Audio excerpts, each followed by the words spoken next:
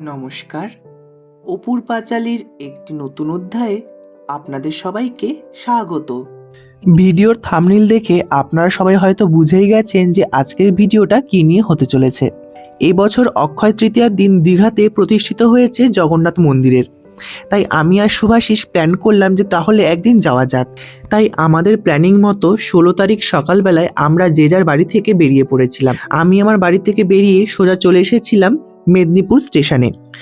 যেহেতু রেলগেটটি পড়েছিল তাই আমি এখানে রেল লাইনের সাইডের রাস্তা ধরে সোজা চলে যাচ্ছি স্টেশনের দিকে। আর আমাদের এই রেলগেট একবার পড়লে সহজে ওঠে না, তাই সেই অপেক্ষায় আর বসে রইলাম না যে কখন রেলগেট উঠবে।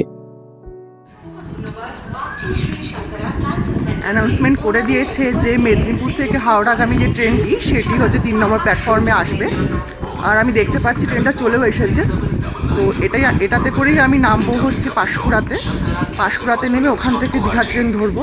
আর সকালের ট্রেন আমাদের এখান থেকে বেশিরভাগ সময় ফাঁকাই যায়, তাই এখন আমি টেনশন ছাড়াই উঠে পড়লাম ট্রেনে, কারণ সমস্ত সিটই এখন ফাঁকা রয়েছে। আর একটি ভালো সিট দেখে আমি এখন বসে পড়লাম আমার জায়গায়। আর কিছুক্ষণ সময় পরই আমাদের ট্রেনটি ছেড়ে দিল গন্তব্যের দিকে। তো জয় জগন্নাথ বলে আমাদের যাত্রাটি শুরু করা যাক।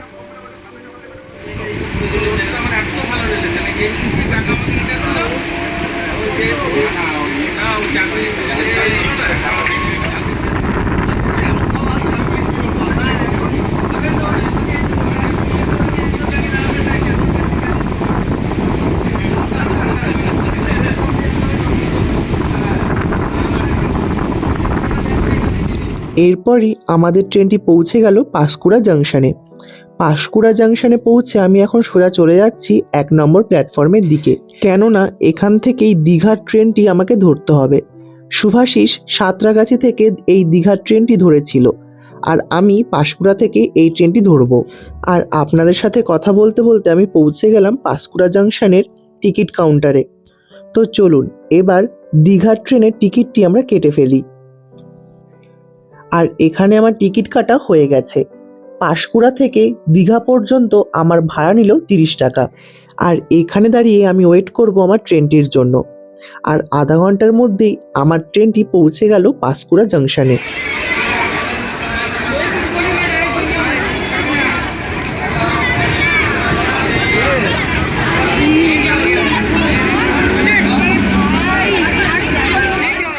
স্টেশনে এত পরিমাণ লোক দাঁড়িয়েছিল তা দেখে আমি বুঝেই গিয়েছিলাম যে আজ ট্রেনের ভেতরে কোনো মতেই সিট পাওয়া যাবে না। কিন্তু ট্রেনের ভেতরে ঢুকে আমি দেখলাম অলরেডি আগের স্টেশনগুলো থেকেই প্রচুর মানুষ এখানে ঢুকে রয়েছে। আর এই যে শুভাশিস, যদিও বা ও সাঁতরাগাছি থেকে বসার সিট পেয়েছিল, কিন্তু আমি যখন ঢুকেছি তখন যেহেতু সিট একেবারেই ছিল না, তাই ও উঠে পড়েছিল। আর এই সময়ে যেহেতু সমস্ত স্কুল এবং সরকারি প্রতিষ্ঠানগুলিতে গরমের ছুটি পড়েছিল, তাই আরও ভিড় হয়েছিল।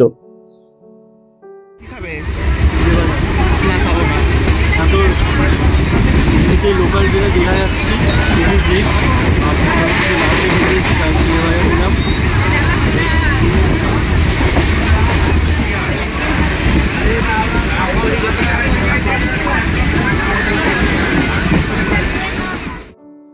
আর ট্রেনটি যত স্টেশন এগোতে লাগলো ততই যেন ভিড় আরও বেশি করে বাড়তে লাগলো। এখানে এখন পা ফেলার একটুও জায়গা নেই। আর আমার অবস্থা তো এখানে দেখতেই পাচ্ছেন, পুরো একেবারে চিড়ে চ্যাপ্টার মতো। চারিদিক থেকে লোকজন এত ধাক্কাধাক্কি করছিল যে দম নেওয়ারও একটু জায়গা ছিল না। আর তার উপরে দরজার সামনে প্রচুর মানুষের ভিড়। আর এরপরই ট্রেনটি পৌঁছে গেল দীঘা স্টেশনে। কিন্তু দীঘা স্টেশনের লোক নামবার আগে এত লোক ওঠার জন্য ধাক্কাধাক্কি শুরু করলো যে আমরা ঠিকমতো নামতেই পারছিলাম না। তারপর কিছুক্ষণ সময় বাদে আমরা অবশেষে নামলাম দীঘা স্টেশনে। আর দেখুন কি পরিমাণ লোকজন নামছে ট্রেন থেকে আজ দীঘায়। এইমাত্র আমরা ট্রেন থেকে নামলাম আর দেখতে পাচ্ছি কি পরিমাণ ভিড়। যেহেতু এখন হচ্ছে ছুটির সপ্তাহ চলছে, মানে সামনে শনি রোববার, তো প্রচুর মানুষ ভিড় করেছে। এখন ফ্যামিলি নিয়ে প্রচুর মানুষজন এসেছে, তো দেখতেই পাচ্ছি প্রচুর ভিড়।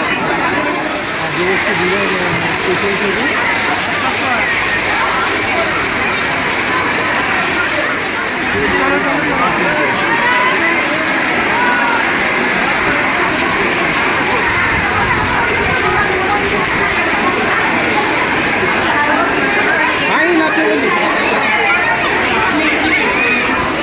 স্টেশন থেকে বাইরে বেরিয়ে আপনারা এখানে অটো বা টোটো পেয়ে যাবেন। তো আমরাও এখানে একটি টোটো বুক করে নিলাম। এখান থেকে মেনলি 20 টাকা ভাড়া হয়, কিন্তু এই গরমে আর পাচ্ছি না, আর এখানে আর বার্গেনিং করলাম না, তো রওনা দিচ্ছি। বাকি কথা ওর কাছ থেকে শুনে আমি বলবো না। দীঘা স্টেশন থেকে যেহেতু দীঘার জগন্নাথ মন্দিরটি খুব সামনেই, তাই টোটোতে যেতে যেতে আমরা দেখতে পেলাম এই জগন্নাথ মন্দিরটিকে। আমাদের দীঘায় আসার মূল উদ্দেশ্যই ছিল এই জগন্নাথ মন্দিরটিকে আপনাদের সবার সামনে তুলে ধরবার, আর তা হবার আগেই একটি ছোট্ট ঝলক আপনাদের সামনে তুলে ধরলাম।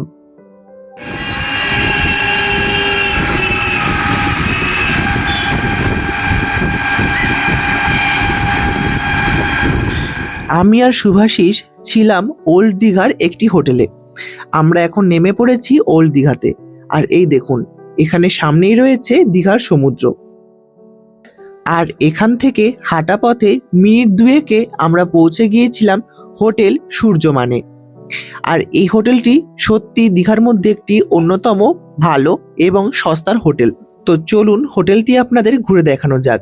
হোটেলে ঢুকেই এখানে রয়েছে একটি চার্ট, যেখানে দেওয়া রয়েছে যে কি কি জিনিস আপনারা হোটেলে ব্যবহার করতে পারবেন বা হোটেলের ভেতরে কি কি জিনিস আনতে পারবেন প্রভৃতি। আর এরপরই আমরা চলে এসেছিলাম 3rd ফ্লোরে আমাদের এই রুমটিতে। আমরা 2 দিনের জন্য এই রুমটি ভাড়া নিয়েছিলাম, আর এই রুমটির ভাড়া নিয়েছিল 550 টাকা পার নাইট। তো চলুন এবার হোটেলের রুমটির ভেতরটি আপনাদের দেখানো যাক। রুমটি মোটামুটি মাঝারি সাইজের ছিল, যেটি আমাদের দুজনের পক্ষে সত্যি খুব কমফোর্টেবল ছিল, এবং এর সাথেই ছিল একটি ব্যালকনি এবং একটি বাথরুম। আর এখানে টিভি, একটি ওয়ার্ড্রপ এবং একটি আয়না, এটা তো একটা কম্পালসারি ব্যাপার। হোটেলে ঢুকে শুভাশিসই সমস্ত ভিডিওগুলো করছিল, কেননা অনেকটা হেঁটে আমার পা সত্যি ব্যথা করছিল। অনেকটা হাঁটা কেন বলছি জানেন? আসলে আমরা যখন আসবার জন্য প্ল্যান করেছিলাম দীঘায়, তখন আমরা একটি হোটেলের খোঁজ পেয়েছিলাম এবং সেখানেই তাদের যোগাযোগ নাম্বারও ছিল, এবং তাদের সাথে যোগাযোগ করবার জন্য আমরা বারবার চেষ্টা করেছি, কিন্তু তাদের থেকে কোনো উত্তর আসেনি। এবং যখন আমরা দীঘায় পৌঁছে তাদের সাথে সরাসরি কথা বলতে যাই, তখন তারা বলে এটা শুধুমাত্র অনলাইন বুকিংই চলে, আর এটা তারা আগের থেকে জানায়নি। তো যাই হোক, এরকম ব্যবহার পেয়ে আমরা সত্যি খুব হতাশা হয়েছিলাম, এবং পরে এই হোটেলটি আমরা খুঁজে পেয়েছিলাম, যেটি সত্যি খুবই সুন্দর ছিল। এরপর আমরা স্নান সেরে বেরিয়ে পড়েছিলাম খাবার খেতে। সকালে আমরা হালকা জলখাবার খেয়ে বেরিয়েছিলাম বাড়ি থেকে, আর এখানে আস্তে আস্তে অনেকটাই দেরি হয়ে গেছে, তাই আমরা ঠিক করলাম যে এখন তাড়াতাড়ি আগে খাওয়া দাওয়া সেরে ফেলা যাক।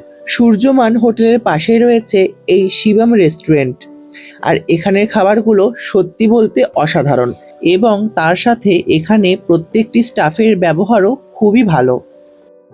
তো বলো, তোমার দীঘাতে এসে কেমন লাগছে? প্রথম দিন খুবই কষ্টকরভাবে কেটেছে, এবার বাকি দিনগুলো দেখা যাক হবে।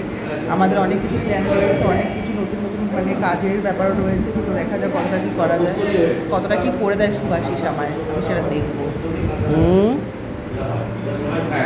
আর এর ফোনের এই অবস্থা। আমার ফোনে হচ্ছে, দাঁড়া 1 মিনিটের লোকের আগে সেটা দেখা উচিত না। মানে প্রথমত আমার ফোনে হচ্ছে এই কটা লাইন ছিল, এই দুটো নতুন সবুজ হয়েছে, এই দুটো নতুন জন্ম হয়েছে। তো আমাদের খাবার চলে এসেছে। আমরা প্রথমে একটা ভেজ থালি নিয়েছি, এরপর ডিম নেব। এখানে আছে ভাত, এখানে আছে আলু